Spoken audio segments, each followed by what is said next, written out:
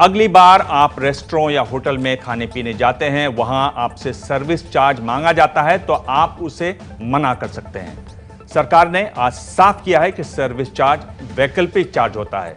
Hotel या restaurant इसे देने के लिए बाध्य नहीं कर सकते।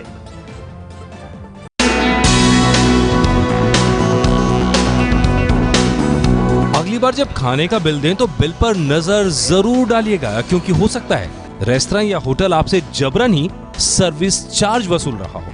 लेकिन ठहरिए, सर्विस चार्ज और सर्विस टैक्स में फर्क समझ लीजिए।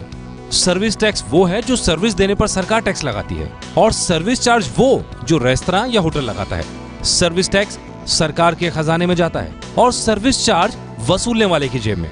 सर्विस टैक्स को जिम्मेदारी समझिए और सर्विस चार्ज को टिप। सर्विस टैक्स की प्रभावी दर बिल की 6% है, जबकि सर्विस चार्ज की दर 5 से 20% के आसपास वसूली जाती है।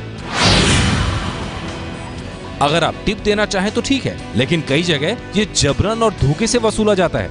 यही आई है नई सफाई। केंद्रीय उपभोक्ता मामलों के मंत्री रामविलास पासवान ने ट्वीट कर साफ किया है, रेस्तरां टैक्स के अलावा सर्विस चार्ज वसूल रहे हैं। सर्विस चार्ज वैकल्पिक है, उपभोक्ता पर निर्भर है कि वो सर्विस चार्ज देना चाहता है या नहीं। मतलब साफ है कि सर्विस चार्ज अगर आप देना चाहें तो ठीक, नहीं तो कोई जबरदस्ती नहीं ले सकता।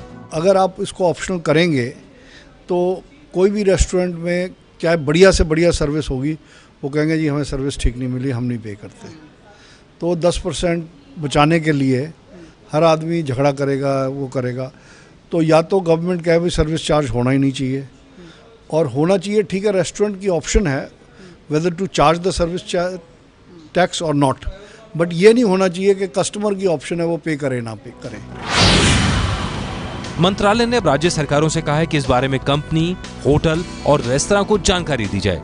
साथ ही साफ साफ बोर्ड लगाकर बताया जाए कि सर्विस चार्ज वैकल्पिक है, यानी अगर ग्राहक चाहे तो बिल से हटवा सकता है। अगर इसके बाद भी कोई धोखे से सर्विस चार्ज वसूलता है तो उपभोक्ता संरक्षण कानून 1986 के प्रावधानों के तहत इस बारे में शिकायत दर्ज कराई जा सकती है।